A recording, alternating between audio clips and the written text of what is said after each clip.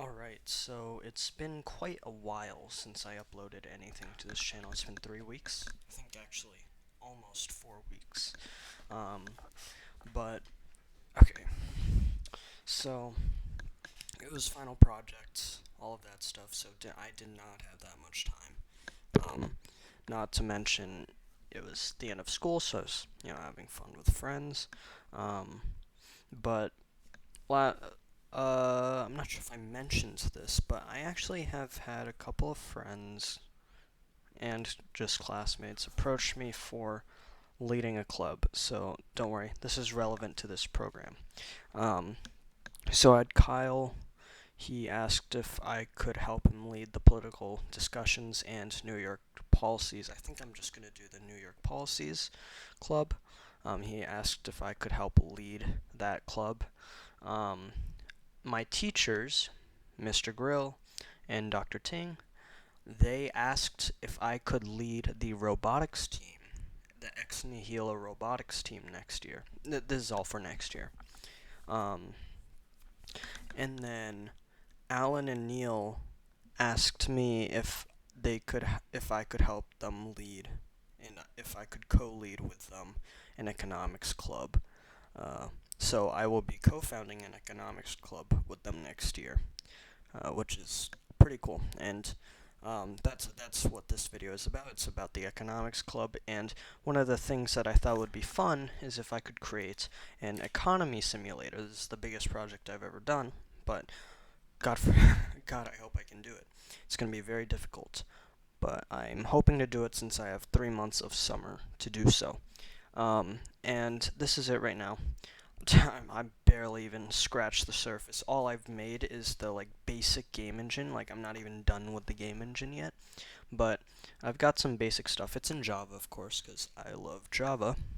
And I've got a few assets here, so let me just tour you around. So this time I did it with JGL, or sorry, LWJGL, a lightweight Java game library, I think it is. Yes. And you can see these are the dependencies. You can see I am using JSON to serialize stuff. So I learned quite a bit while I was gone, by the way. Sorry. I did not get to see that progress, but I did learn quite a bit. So JSON I'm using to serialize game objects into .json files, which will be used to save progress, save, all that stuff. And then I'm GUI. I was going to use this, but I didn't really like how it worked, and I'd rather work closer with my code by just creating my own GUI engine. So I will not be using the GUI libraries, but it was cool to try out. Um, what is this for? Include all available natives, but it's likely I forgot. This was from one of the tutorials. That's what all these comments are. Not sure what this is. This is the lightweight Java game libraries, which I just got from. I'm using LWJGL 3, including OpenGL, OpenAL. So OpenGL is graphics library, OpenAL is audio library, native file dialog, which helps me. I believe it's do errors, right? Yeah, errors. STB, right here you can see. And async and a bunch of other stuff. I followed a tutorial for this, obviously, just to see which libraries I wanted. Okay, so I was following a tutorial on how to use this, made by Games with Gabe. Very, very good. But I stopped midway. I stopped around 20 episodes. It was a really long series. It was 60 episodes long. Each video was like 15 to half an hour long, which was insane. But I stopped at episode 25 because I felt like I knew enough, and also he started using some libraries that were deprecated I couldn't use, I couldn't continue, so yeah, there's that too. But anyways, I stopped mid-season, And this is to the extent of what I learned. I think I might look through. I do have a few of his videos on like standalone, like OpenAL that were part of the series, but I'm gonna watch separately so that I can, you know, implement it into my game engine. But here is where I stand. So main things I've changed is just a few custom stuff, just to make sure that I knew how it worked. So first of all, I just changed the grid lines, which is this, the white stuff. Oh no, what? I just tested this. Oh yeah, this is another thing I learned. You can actually like organize your errors or something to like stack trace and then the main thread. What are you complaining about? Projection matrix. U projection what? Oh, this is for render batched. Oh god. Okay, wait a second. I'm gonna fix this. Okay, so according to the stack trace, it says that this is null. I did not intend for this to be a debugging episode, but things just happen. So, okay, so I have this camera function that just grabs the camera. Let's see, this dot camera equals. So I create the camera here. Oh, I see the problem. Okay, so then my render batch is basically trying to grab the camera, as you can see, trying to grab the camera right here. When it's rendering. Right here you can see, wait, let me zoom in. You guys can't see that. So you can see right here it's doing camera.camera. And this just returns the camera object, which I only create in this scene class, which is only called in this world scene class. But the start scene class gets rendered first because that's, the first scene. Okay. First of all, I'm not rendering any game objects right now, right? Alright, you know what? So, I'm just gonna recreate the camera. So, we'll do create camera, right? Create camera, and we will pass in a vector2 position. I will just do 0, 0. Just like that. Okay, so that should fix it. Oh, I accidentally ran with debugging. Alright, let's see. Run. Okay, that worked. Okay, so we have a green screen. Okay.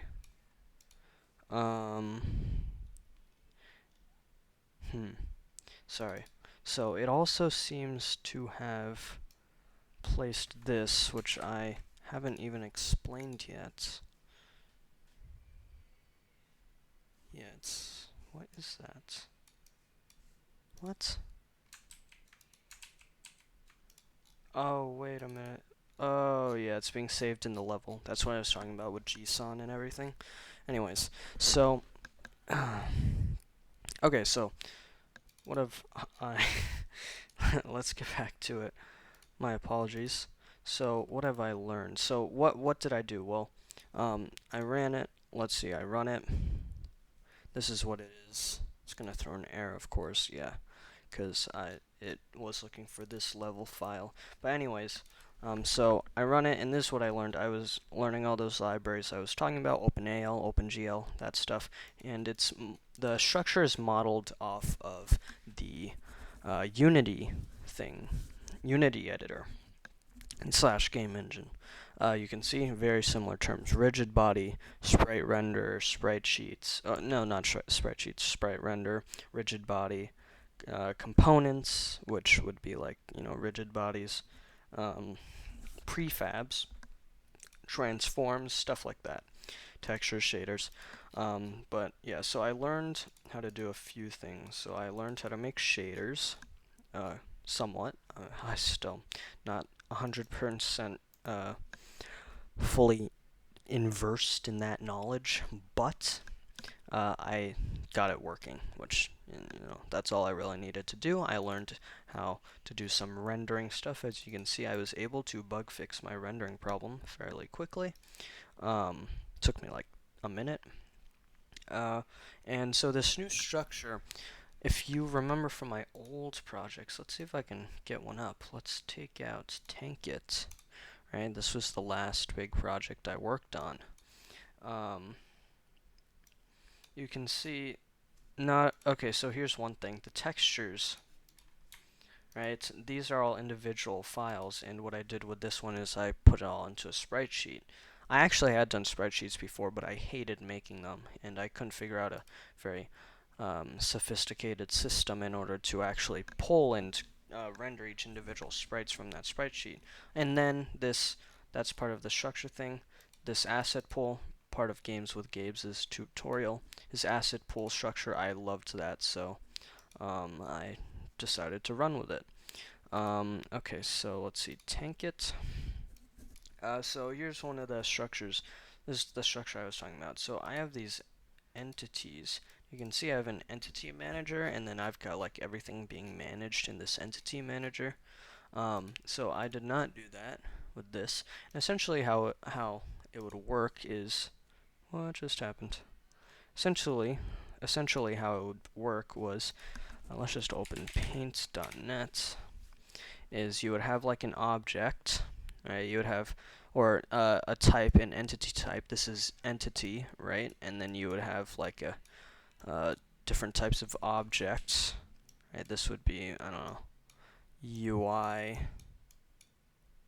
and then you would have, I don't know, object, can't write here, and then in the UI you would have like buttons, or text fields, right? And then the buttons would have like, I don't know, text, right? So on and so forth. Objects would have like creatures, and they would also have, I don't know, static objects, something like that. So on and so forth. And it creates this very large tree. And apparently this is not good for memory, which makes sense because you're like creating multiple layers of object hierarchies.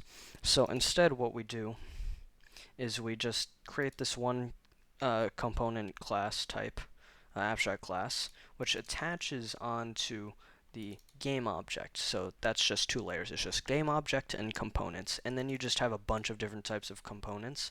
And all of these just attach to the game object, right?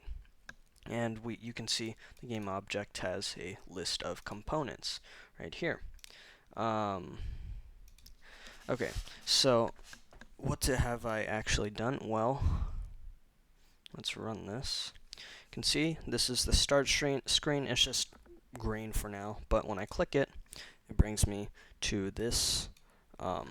Looks a little wonky on the recording on OBS from what I can tell, but yes, it just looks like a plain grid pattern.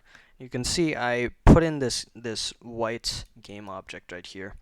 There's just a white sprite, but you can see that I can move it around the world around with my cursor, right? So I'm not sure if you can see it very well on your end on YouTube, but essentially, I'm not clicking right now, but then when I hold down my left click, right, and I'm going to drag my mouse downwards, that's going to drag the entire world downwards, right, not just the square. I can push it upwards. The entire world's going to be pushed upwards, right? I can move it side to side, left, right, just by moving my mouse. You know, I'm just dragging the scene around. And this is where the world would be. Now, some weird thing that I'm just now noticing is that the square doesn't seem to be centered with the world as I'm moving it around, which is quite odd. Also, another fun thing, not fun for me, but, you know, alright, anyways, so we finished, one of the last things we did in math was we did matrices. Guess what I did today, or not today, while making this? I had to work with matrices. You can see, no, that's a vertice. Let's see. Matrix, yes, projection matrix. In the render, I think it's in here more. Oh no, wait. Where is it? Yes, I had to do a lot of matrices stuff, because apparently the GPU uses matrices instead because it's like easier to render. Because let's say your screen, it's rendering like pixels, right, across a 2D plane, which means that it has to find the color of each individual pixel, and then it basically just stores this in a matrix, because matrices are basically just 2D planes with values in them. Um, yeah, uh, I'm not the best, but I understood the concept at least, thanks to my Algebra 2, um, my Algebra 2 knowledge from this year. Alright, so, and then also you noticed, maybe you noticed that when I ran this before, this white square wasn't down on the bottom left hand corner. Now that is because when I ran it, it created in this world scene the game object that I specified right here, the sample game object. You can see I created. It's called sample. It's got a transform with a default vector 2f of 0, 0, and a scale of 32 by 32, and a z coordinate of 1. And then I just added a sprite render to it. As you can see, this is the component part, and then I just added that to the game object array list in the scene. So this code is actually being saved over here in this level.txt file, and that is just saving the game object and all of its attributes. You can see, yeah, right here, it says sample right here. That is the name of the object I just created. Now, one bug, I'm hoping this isn't a bug. Let me run it again. I really hope it doesn't make another one. Okay, we're good. For some reason it made two sample oh, I see. Wait, no, this is a sprite render. Oh, and this has a UID of 1. Wait a minute. Let's delete this. Let's run it again. Okay, that's going to throw an error. Let's run it again.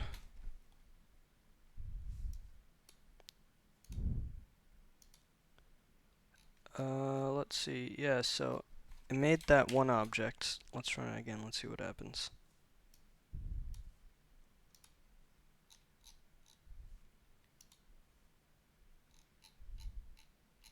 Is it saving it to the other scene? That might be it.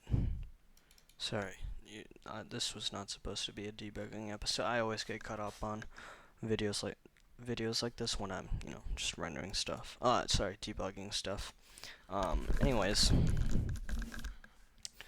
that's about it. Oh, one system that I made that I'm quite proud of right here is the change scene method.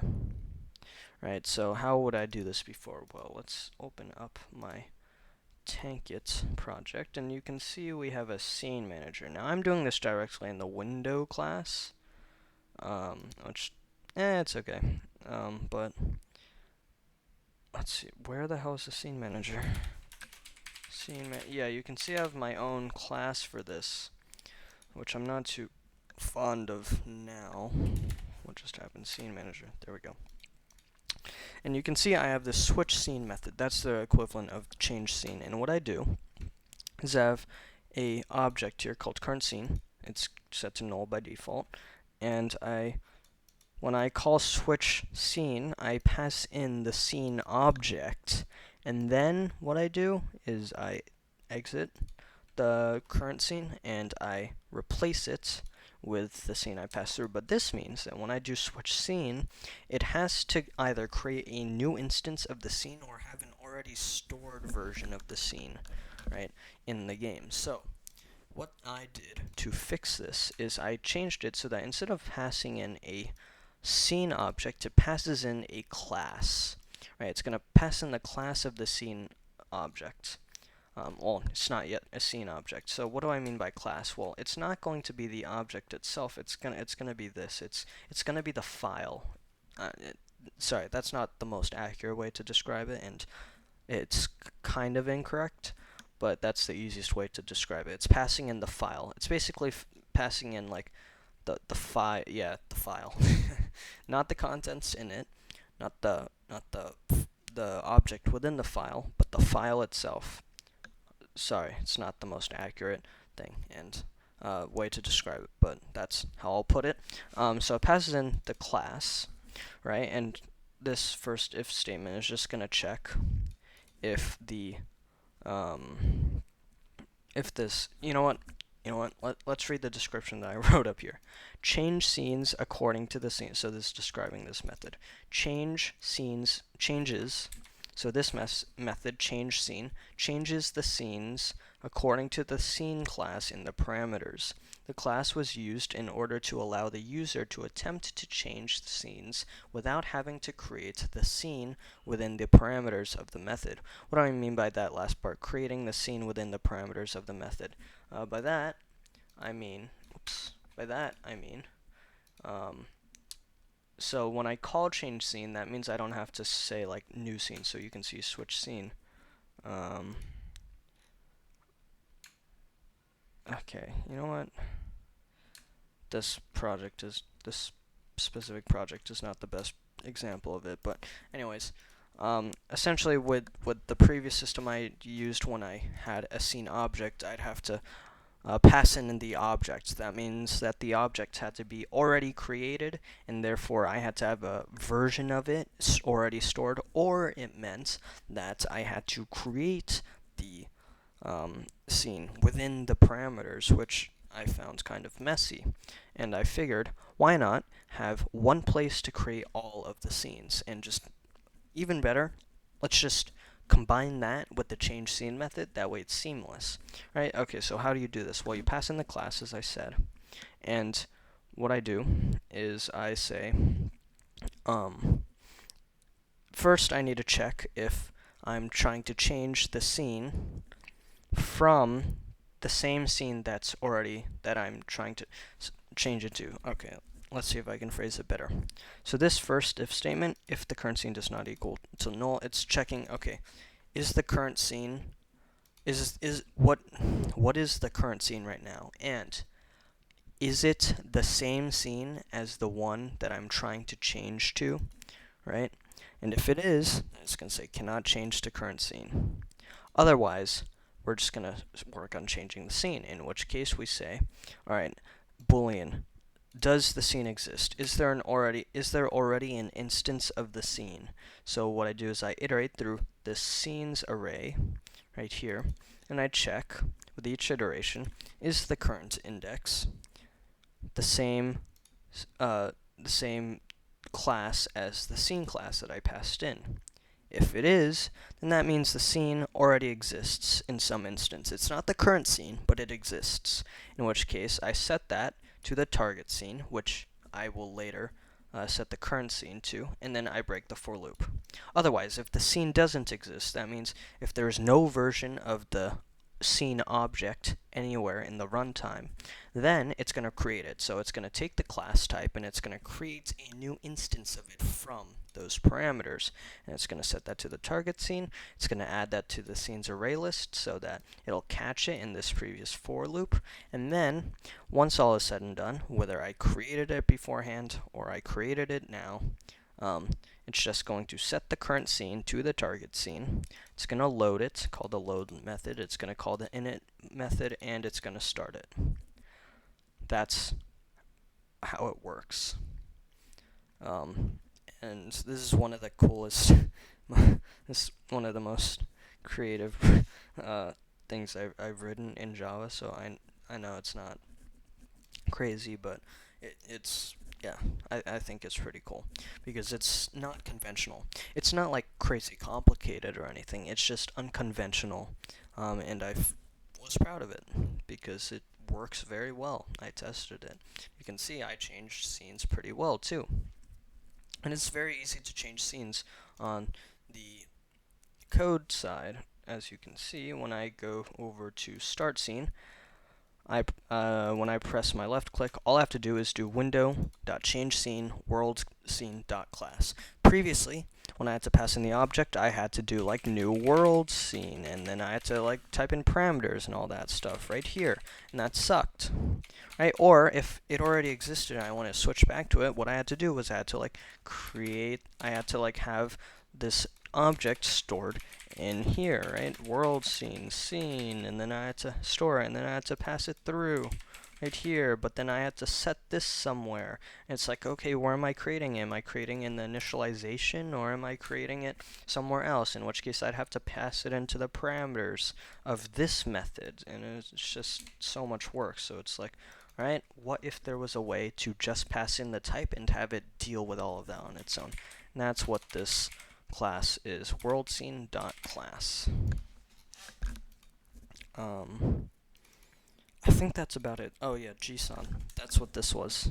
Component serializer, game object serializer. It serializes game objects. And I think that's it. I've been rambling for half an hour now. Also, I do plan on releasing a full video on the game. It'll probably be by the end of the summer, though. But I do have a notebook that has all of my plans for the game. I've also got a couple of reading things. I've got The Intelligent Investor by Benjamin Graham, Changing World Order by Ray Dalio, and a few economics books that my grandpa gave me. Props to him. Thank you. And then, of course, my summer reading for next year for school. But other than that, that's it. Thank you for watching. See y'all next time. This was a long video, so my bad. Yep. Alright, bye.